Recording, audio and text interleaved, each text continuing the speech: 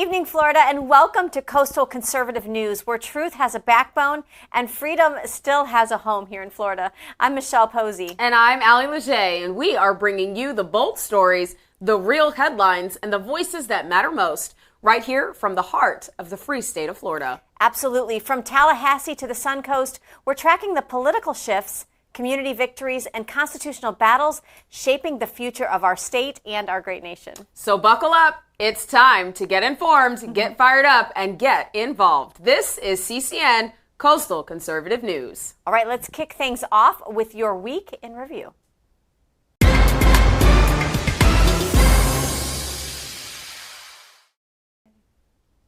Good evening, Florida. Welcome to Coastal Conservative News Week in Review. I am Allie Leger. And I'm Michelle Posey. Tonight, we're stepping beyond the political headlines to bring you the stories that impact your everyday lives. From wildlife and public safety to sports, culture, and community developments across our great state. These are the stories you won't always hear about, but they matter. Let's get started. Wonderful. We'll start in Clearwater. The city councilman Ryan Cotton proposed renaming Court Street to Charlie Kirk Way after civil rights leader was assassinated. Charlie Kirk was assassinated. The motion failed as there was no second from other council members. That's disappointing. Councilman Cotton then expressed he brought the motion not for a unanimous agreement, but because he believes every voice matters in the city and that civic spaces shouldn't reflect only one side of the American conversation. He goes on to say, quote, "This is about courage, not comfort. It's about ensuring the values of liberty for open discourse," end quote. According to video, a few dozen residents attended the city council meeting to give public comment, all in disagreement with the proposed name change. One person, Jonathan Wade, stated in his public comment that he, Charlie Kirk, didn't have anything that he brought to Clearwater, while other speakers cried, recalling racist and misogynistic rhetoric, connecting it to statements made, allegedly, by Charlie Kirk, which we know is not the case.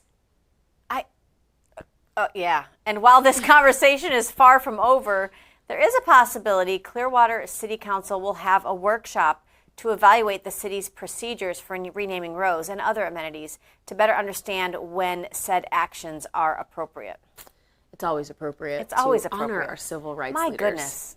Especially when they're assassinated. Yes. Meanwhile, in Miami, community leader Dr. Marvin Dunn has filed a complaint calling for an investigation into the transfer of downtown land from state-run Miami-Dade College to the state. That land will host the Trump Presidential Library. Dunn says the transfer, quote, is a blatant violation to Florida's Sunshine Law, end quote, by failing to provide adequate public notice. Why do I feel like if this was being named anything but Trump something, nobody would be asking this question? I don't know. The special meeting was held on September 23rd, where trustee members voted to transfer the land. So it was done in a meeting that is in the sunshine. I'm trying to read along with this. With advance As notice. I understand it, advance notice was given and only referenced a discussion on the potential real estate transaction. Trustee Robert Alonso explained to WLRN that on September 16th, the governor's office requested for the college to convey the property to the state without any other details other than to be used for the good of the public. Supporters of the project say the library will boost tourism and honor President Trump's legacy, post-administration archives. Others, like Dr. Dunn, are worried that it seems like for no reason other than transparency in this transaction process. The Trump Library will share the land next to the Freedom Tower, once a beacon for Cuban exiles in strong symbolic symbol. As it will now stand next to the Presidential Library that many conservatives view as defending freedom against the Washington establishment. Absolutely. This will be a story to watch for sure. Feel free to email us your thoughts on this story to coastalconservativenews.com. Absolutely. Moving on to weather. Tropical Storm Imelda continues to churn offshore. She can just keep herself offshore. She's not invited onshore. While it's not expected to make landfall, counties along the East Coast are still dealing with gusty winds, high surf, and scattered showers. Emergency management is warning that conditions can change very quickly, and storm surge remains a risk in some low-lying areas. Absolutely. So being prepared is so important. It's important. Now, pivoting to Volusia County, they have lifted its tropical storm watch, but officials are urging residents to stay alert. As we've seen time and time again, these storms can shift quickly, and preparedness is key, especially here in Florida. Absolutely, Allie. We'll keep our eye on that. Okay, guys, this week, Governor DeSantis and the Florida cabinet approved $167 million in a conservation package. It protects over 20,000 acres of forests, wetlands, and wildlife corridor land through the Florida Forever Rural and Family Lands program. That's a significant expansion of protected acreage, part of a long-term effort to balance development with environmental preservation. By preserving these lands, Governor DeSantis and the Florida Department of Environmental Protection will be preserving clean water among, quote, safeguarding wildlife to ensure that future generations can experience the Florida we all know and love, end quote, said the EP secretary, according to the governor's press release. Very interesting. All right, moving on in lighter news, the Florida Man Games. That sounds like fun. Look, I want front row. Yes, it's real. We promise. Yes. Well, we know what men are, so we're already ahead of the game. In lighter news, the Florida Man Games, yes, that's a real thing, are just a few short months away. The games begin February 21st of 2026 and will continue to grab national headlines, with parody competitors like mechanical gator rides and obstacle courses simulating an evading arrest chase. Oh my gosh. The games celebrate Florida's wild reputation while drawing tourism dollars. It's tongue-in-cheek, but it's also uniquely Florida. Again, we're only a few short months away, and so there's enough time for you to train, which I'm not sure how you even do that or go about that. But we want to give it to you so that you can prepare yourselves, and may the best Florida man win. And if you are not planning to participate, you can grab your tickets now by visiting thefloridamangames.com. Would you like to see us report from Florida Man Games? I think that would be fun. I just want to ride a mechanical gator? Seriously? Like, do we bring cowboy boots? What does that look like? I don't know. Hat? Cowboy hat. Alligator Alcatraz wear. Oh, let's do that. Oh, okay. We got it. Pom-poms, we're there. And with Tropical Storm Imelda stirring up dangerous rip currents, lifeguards are asking beachgoers, especially on that East Coast, to be extra cautious. The Red Cross reminds Floridians always swim near lifeguards, use the buddy system, and respect those warning flags that you see out on the beach. Fun in the sun is part of our lifestyle, but safety really does come first. Absolutely. All right. Well, thank you so much for that. This is the end of your Week in Review. We will be moving on now to our Suncoast Community segment with Raj Dorsami.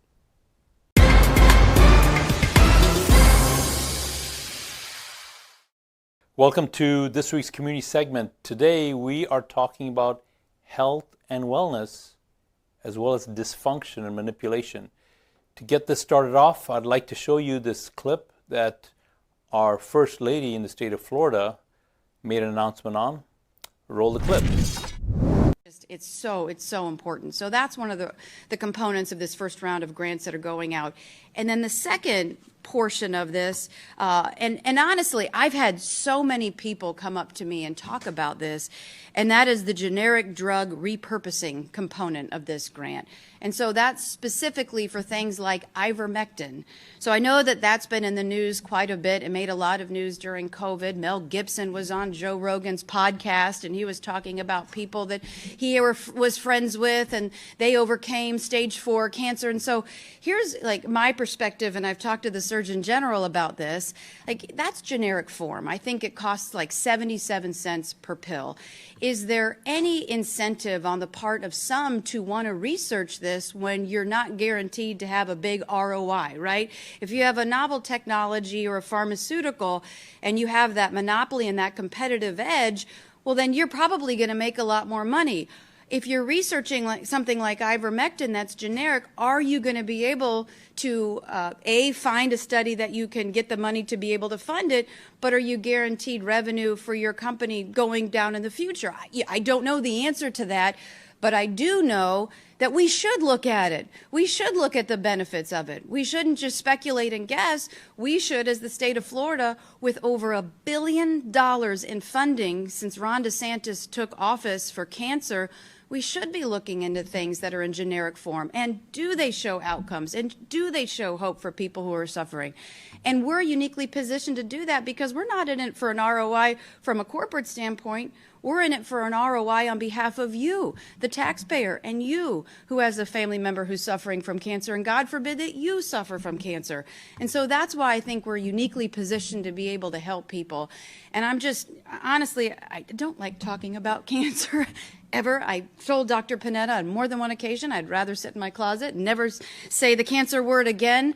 But I am so immensely proud of what this state has done to really step up, to try to provide hope to a lot of people, to invest in meaningful things. It's one thing to appropriate money, but it's another thing to drive outcomes, to hold yourself accountable, and to try to incentivize prevention and better treatment. So very proud of this guy for a lot of reasons, because he put up with me while I was battling cancer, but very proud of what he's done to really stand by me through the fight and to give hope to a lot of people across the state. So as you can see, Casey DeSantis is drawing attention to treatment that had been blacklisted during the previous administration, ivermectin, and she's drawing attention to the fact that there is no profit incentive, which may be one of the reasons why it was blacklisted, so that the companies that make money on the drugs that were pushed out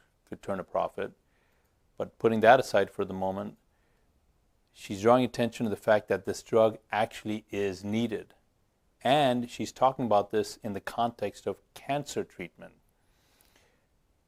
To follow up on that, We the People Health and Wellness put on a massive event here in the state of Florida in the city of Venice. And at this event, they drew attention to a similar topic. In particular, they had the Surgeon General, Dr. Joseph Ladapo, Dr. Makis, and several other professionals in the health and wellness space talking about cancer, and in particular, the types of treatment that are emerging as being viable that your doctor is probably not telling you about. And you want to ask yourself the question, why not? In particular, when it came to Dr. Joseph Ladapo, he was presented with an honor, an award, for his work in broadening the frontiers of health and wellness and freedom in the space of health and wellness in the state of Florida. Just recently, he and the governor had actually made a historic statement in which they announced that mandates for vaccines will be banned in the state of Florida. One of the reasons that this award and this event was very important is the media, funded to a large extent by pharmaceutical companies who stand to lose billions of dollars with this mandate, the media has been doing its best to marginalize and question the efficacy of what the governor and the Surgeon General have done. A huge number of people showed up, showing and demonstrating that the Surgeon General is actually, in fact, speaking on the behalf of the public and not on the behalf of the pharmaceutical companies that are funding these media agencies that are trying to manipulate public opinion on this important topic. Dr. Ladapo was actually cited as being a hero because of his work in other areas in health freedom as well. In particular, people who had been working in the state of Florida to get rid of fluoride referred to Dr. Ladapo as a key player in helping make fluoride something that is no longer mandated in many parts of the state of Florida. In addition to that, Dr. Makis participated in a panel discussion where the audience had an opportunity to ask questions, and in that panel, massive pieces of information that I at least had never heard of was discussed. For example, the role of castor oil. That's right, castor oil in treating cancers, and tumors. An additional item is the idea that some of the ingredients in the vaccine, I'm not even going to mention the ingredients in case this show gets censored, but you can definitely look it up by searching for Macus Medicine. But he talked about how some of the ingredients in the vaccines that are still being enforced, now even to infants as young as 6 months, have components in them that have failed in the past when they were tried to be used for treating cancers. If you'd like more information on this kind of content, be sure to follow We the People Health and Wellness, and you can find them at WTP Health and Wellness here in the state of Florida in Venice. There was additional information that was covered at this event, including a session that I mentioned earlier that was chaired by Brianna Latipo, who is a doctor of naturopathy, I think that's I'm pronouncing it correctly, and advanced integrative studies. The backdrop for all of this is a turn in the tide, a turn from massive dysfunctional manipulation from the previous presidential administration to one in which these cures or potential cures or treatments or potential treatments are now being discussed in an open manner. Why this is important is because the medical community has forever positioned themselves as being science-based, but in reality, they've continued the culture that was first discovered back in 1818. I'm referring now to Ignaz Semmelweis. Ignaz Semmelweis was a doctor who first said that when you treat a corpse or handling a cadaver, make sure you wash your hands thoroughly before treating mothers who are in childbirth. He was the first person who drew a correlation between the idea of having germs. Remember, this was before modern medicine. He was the first guy who said, hey, there's stuff, they don't even know what germs were at the time, that's going on with these dead bodies, and if you're handling them as a doctor, wash thoroughly before you treat living patients. When he did that, the medical community reacted by persecuting him, isolating him, firing him from his place of employment, and Ignaz Semmelweis eventually suffered a mental breakdown. That kind of behavior has continued, showed its ugly head during COVID, and now in the state of Florida, it's being pushed back. We have an exclusive highlight of the event that took place, and you're going to watch it right now.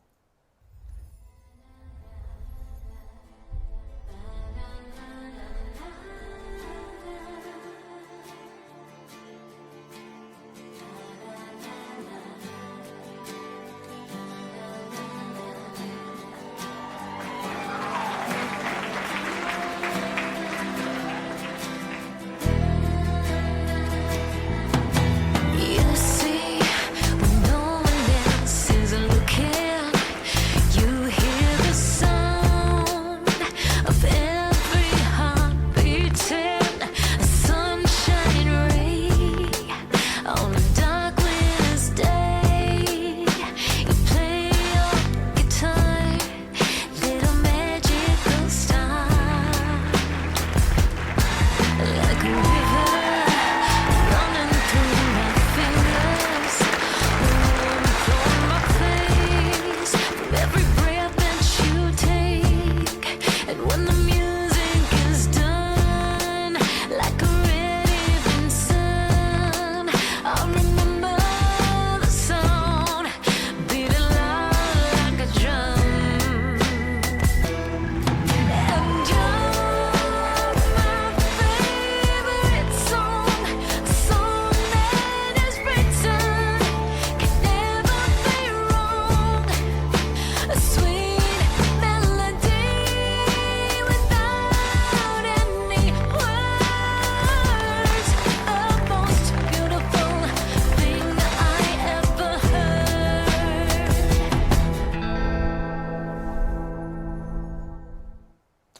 That's it for this week's community segment. Back to you, Michelle and Ali. Thank you, Raj, for that report on Thursday's Health Freedom event. It's amazing to see the courage of those who are willing to lead and provide alternatives to mainstream healthcare and disclose important information to the masses. There really was a huge audience there. We'll be right back after this commercial break. Keep it locked here to CCN.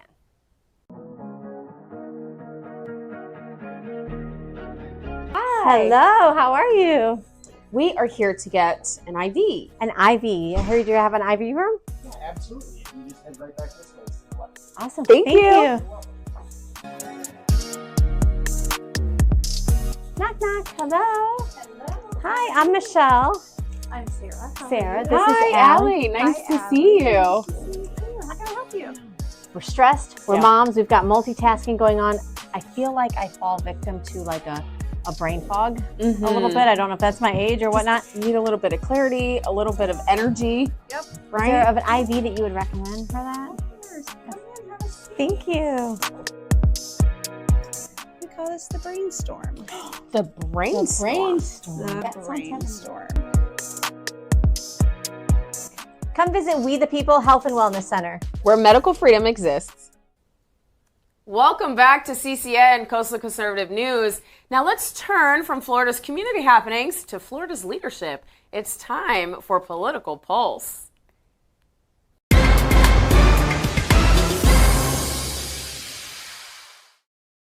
Welcome to Political Pulse, guys. Governor DeSantis signed the warrant for the execution of Norman Merle Grimm Jr., convicted of the 1998 murder of Elizabeth Snyder in Pensacola, Florida. Grimm's execution, set for October 28th, underscores Florida's position as one of the toughest states on capital punishment. This is the third execution scheduled for this fall.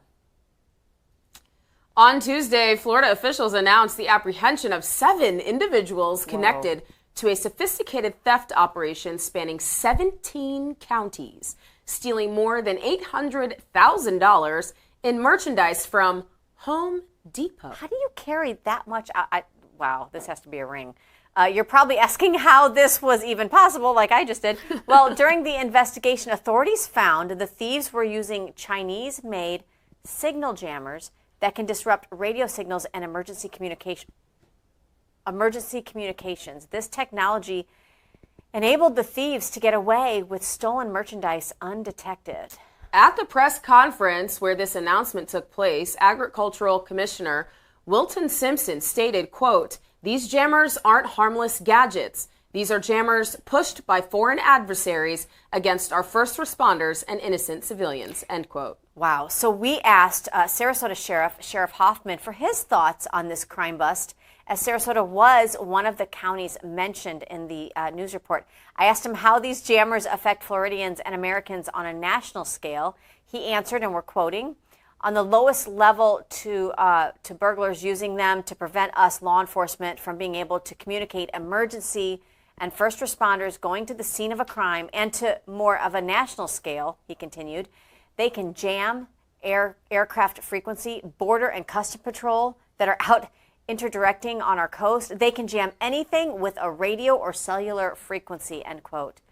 He did assure us that law enforcement do have capabilities of handling these jammers, but it still is a safety concern locally and nationally. Alan. Absolutely, it's very concerning. We also asked Florida House Representative out of Hillsborough County, Danny Alvarez, for his opinion on this issue. As Agricultural Commissioner mentioned, the legislature will be looking into making the possession of these jammers illegal in Florida, as neither federal nor Florida laws currently reflect that.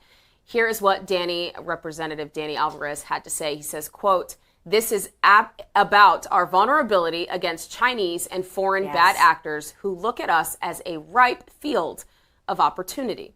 We have to harden our defenses and make sure that we are ready for the 21st century landscape, which unfortunately is full of devices like this and people who want to harm us," end quote.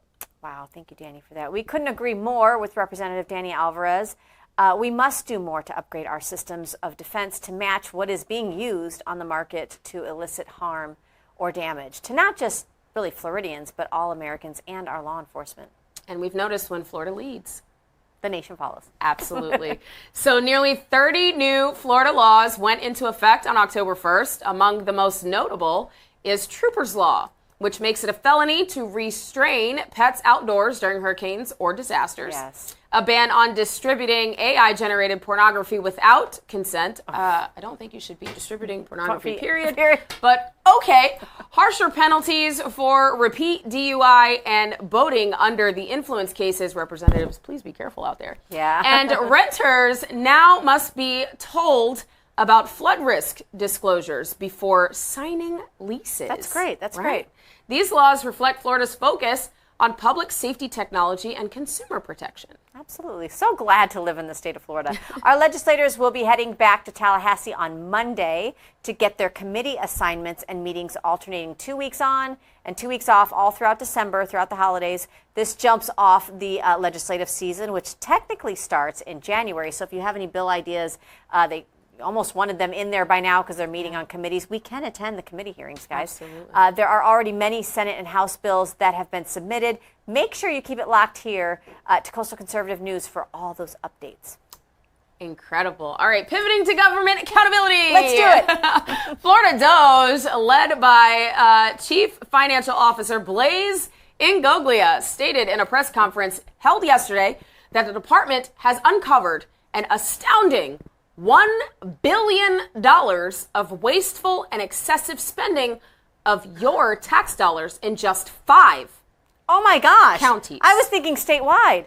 Let's break this down. In Orange County, $190 million. Wow. Jacksonville, $199 million. In Hillsborough, $278 million. Alachua, $84 million, and Broward County, $189 million. Again, this is just 5 out of the 67 counties here in Florida. Can you imagine the number? Once Doge has gone through all 67 counties, that number will be unfathomable and will probably anger all of Florida. Oh, wow, absolutely. This is absolutely infuriating. Listen to what some of the spending has been on. In Jacksonville, poems, holograms, hot yoga classes, advanced energy and equity, and tree counters. And what? Okay, I highly doubt these expenditures are what taxpayers had in mind for proper use of their hard-earned money. Right, Floridians? Gosh, thank you, Ingoglia, for showcasing all of this to the people. I think this could be taken as fraudulent spending in some cases, Allie. I agree with you, Michelle. I couldn't agree more. This is like so upsetting. This is not just government accountability.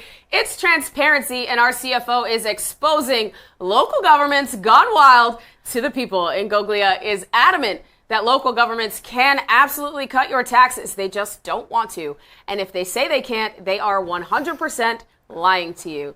Email us at coastalconservativenews.com or comment below and let us know how this makes you feel and what your thoughts are on this story. And keep it locked here for more on government accountability.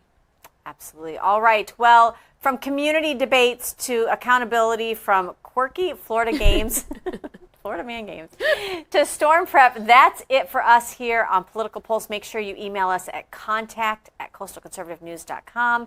if you see anything you want us to report. Absolutely. And now we will go to Camden Bettinghouse with Cam in the Moment. Well, thank you, Allie and Michelle, and welcome to Cam in the Moment. My name is Camden, and here are this week's biggest moments coming up.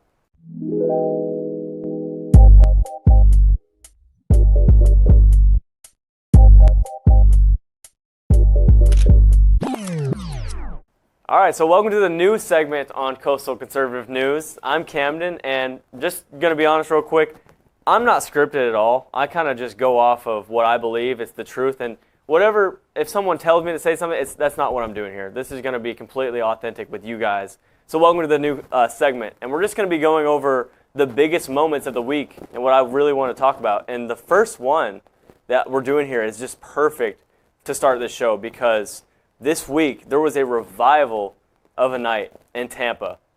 This organization called Unite Us, or Unite US, I think it's like a double meaning there, actually led a student-led organization, led a revival of a worship night in the USF Arena in Tampa, where they reported on their social media page 7,000 college students with close to 2,000 salvations and over 300 baptisms. It's amazing. And it's like a revival, I feel like, fueled, of course, Jesus gets all the glory, but fueled by Charlie Kirk's assassination, because a lot of young people like me who really looked up to Charlie didn't just look at his faith. We looked at didn't just look at his politics. We looked at his faith. And it really means a lot when something like this is happening and God uses it for good. You know, he takes what the enemy meant for evil and turns it for good. So we have a quote from a student attendee that says, "I denounce suicidal ideation, I denounce witchcraft, and I denounce satanic worship in Jesus' name." That all came from this event, a revival that happened. And we have a volunteer from the organization, Unite Us, Tommy Zenna, who's joining us now. Tommy Zenna, thank you for joining the show today. Tell us about this revival event that went down in Tampa last week. What did you think? What was the atmosphere like? What was the overall event like? Of course, of course. Well, first off, Camden and everyone over at CCN, thank you for having me on and allowing me just to kind of share my experience from last week. But it was crazy. I mean, everything from like leading up to it to when it actually went down. The best way that I can put it was God ordained. God made it happen, and in ways that I didn't think were even possible. I mean, seeing about 7,000 people show up was really cool, and the whole time I was just speechless. So it was truly a great event that I wasn't didn't even know could happen on a college campus. Yeah, and so you're a volunteer for the organization at that event. So what do they do? I know there's a lot of events like this that go around the world or around the country right now. So tell us a little bit about the mission of this organization. Yeah, so Unite's going school to school. USF was its 19th, and they just did Tennessee this past Tuesday, which was their 20th school. It's the same heart behind everything. They just are trying to bring a revival with Gen Z, with college kids. You know, there's a need for it. The not owner, but the lady who runs it all, Tanya Pruitt, she was really involved with girls on the Auburn's campus, and she heard a cry and a need for more of God on college campuses. So she started up with just just like a little prayer, a little place where girls come together, do like a little Bible study, and it ended up growing. And so now we're just trying to reach the hearts of lost college students around the U.S. Wow, that's amazing. And yeah, it's definitely a place where it's needed right now. I feel like there's so many things going on in the world. What's the trend you've been seeing with young people at these events and the one you attended with the students? Yeah, so from what I've seen, people are not really open to it, but when they get there, it's a great place for them to become vulnerable. I feel like people our age and in our culture, it's not normal for people to either be vulnerable or show kind of that side of them, especially in college. Definitely feel like I'm in the minority sometimes. So I feel like it's a great experience just for people to be able to open up and truly express how they feel. Yeah. So let me ask you one more question before we let you go. Where do you think this goes from here? Do you think they will continue to go on to all these college campuses? And does the revival multiply? Does it keep going out? I sure hope it does, but I think it's really evident that God is working. And so if God is behind all of this, then I see it just growing exponentially. They've already grown like crazy. So yeah, I mean, my hope is to see it at every single college campus in this country. Again, I'm also blessed to be a part of it and help serve it. So like I said, God's doing great things. So there's no limits to what God can do in this country. So there's definitely a revival happening in Gen Z, and God's working. It's cool. Amen. Well, thank you so much for sharing with us, Tommy. We'll hope to talk to you again soon. Definitely. Thank you for having me. All right, in other news, University of South Florida's St. Petersburg campus held a Turning Point chapter event where there was tabling and talking with students who had all sorts of beliefs. It wasn't like only conservatives can come up. It was completely open to the public. Just talking about the conservative movement and what Charlie left behind. And I was on site as a member of my local Turning Point chapter. And for all the young people watching right now, I encourage you to get involved. And if there's not a chapter, start one. Like, there's no excuse anymore. It's either get involved or start a chapter, because we need people to speak up and be able to have dialogue without having, getting shot for it like Charlie. We got to really bring it back to free speech and talking to each other. But we actually engaged with students of all kinds of beliefs and one conversation on DEI. Watch. In corporate America, in the Beach, Florida, they need to hire X amount of women, X amount of gay people, X amount of black people, X amount of immigrants. And they don't care about the qualifications. So that's not fair. So it should be based on merit, regardless who you are, where you came from, how you look, who you love, who you build your life with. So that's your life, you know. In the workplace, it should be based on qualifications. What about the aspects of DEI that protects people who already have a job? Like, DEI also isn't just about the hiring process, it's also about... Well, DEI policies aren't taking away, like, Title IX, like, rights, like, you can't be discriminated because of your color, race, gender. So that's not taking that away. So there you see, there's actual real dialogue going on these college campuses now, thanks to what Charlie started, and really local impact. You know, we're seeing people from college campuses now in our area speak up about stuff, and that's where it really all starts. It starts with us, right where we're at, in our local places. And yeah, we might not agree all the time, but this right there, that clip shows what we need to start doing. And another debate, a liberal student came up to us, and I was there, and they were a socialist, they said, but they couldn't explain what socialism was. So really, education, you know, on the college campuses is not really what the standard should be, and that's why we're out there, to tell people really what's going on, not just what the professors tell them. Where, I mean, if you don't know what socialism is, how can you be a socialist? It doesn't make sense, but that's kind of why we were there. And the best part of all of this stuff that's going on in college campuses is there's people that are coming to see real light. Like, they're not just there, and there's a lot of miserable people, let me tell you, in St. Petersburg. It's a lot of people that really don't know their own identity. But when you have people with their own ideas come out and speak, you know, we had a really poetic image of the people that came out. One girl with purple hair, one girl with green hair, like just all sorts of people where the stereotypical image of the other side, right? We had them speaking to us. And so to get that kind of outreach is really, really special. And so that's what's going on college campuses, and there's a revival of young people going on. But we're going to end with something very wholesome. I had to bring this up because it was just passed this week. A new law, Trooper's Law, came out, which prohibits anybody, and it actually makes it a felony for anybody in the state of Florida to leave a pet behind in a hurricane. So I always want to end these episodes with a wholesome moment, and that's one of the best laws, no matter which side of the political spectrum you're on, you can agree on. We should not leave pets anywhere deserted like that. And so this dog, Trooper, was left behind and abandoned, chained up in Hurricane Milton. And now, because it was rescued, thankfully, but now, because of that, we signed a law in Florida making it a felony, which is up to 5 years in prison for that kind of thing. So we're really going to keep pushing for the good, even when we don't get to agree. Like, that's one thing. It doesn't matter what you think. Perfect. All right, guys, well, that's it for our time here on the first segment of Cam in the Moment. Let me know your thoughts and what you think about these stories and what's going on in the world right now, especially young people like me. Let me know, and you can find me on social media at CamdenTreyB. Talk to you soon. Back to you guys, Ali and Michelle. Thank you, Camden, for covering the local revival happening right here in our community. And now, here is Kevin Gamble with our Faith in Focus.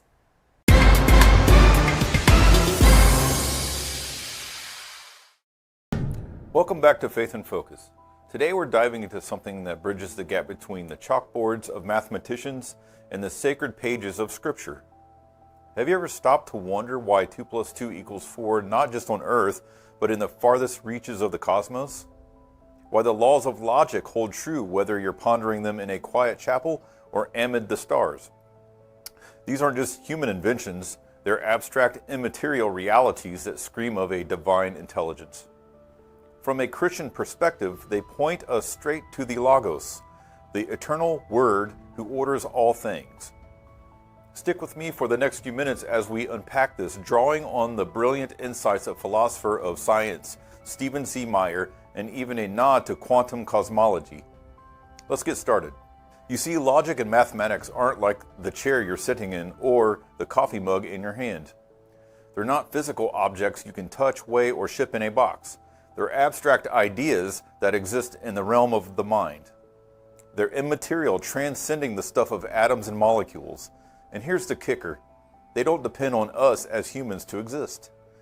The law of non-contradiction that something can't be and not be at the same time was true long before Aristotle scribbled it down. Pythagoras' theorem governed triangles in the void of space eons before the first pyramid rose in Egypt. These truths are universal, binding the entire universe in an unbreakable web. As a Christian, this hits me right in the heart of Romans 1:20, where Paul writes that God's invisible qualities, his eternal power and divine nature, have been clearly seen from the creation of the world, being understood from what has been made. The laws of logic and math, they're part of that what has been made, etched into the fabric of reality as fingerprints of the Creator. They didn't pop into being with the Big Bang, they predate it, holding the cosmos together like the wisdom of God himself. Now, let's bring in Stephen C. Meyer, whose work in Return of the God Hypothesis has been a game changer for me in thinking through this. Meyer argues that the very existence of these abstract entities demands a mind behind the universe. He points out that in physics, we keep discovering how finely tuned the laws of nature are to allow for life, but those laws themselves are mathematical at their core. Listen to this. Meyer writes, "The laws of logic and mathematics are abstract, universal, and necessary truths that govern rational thought and the structure of reality itself.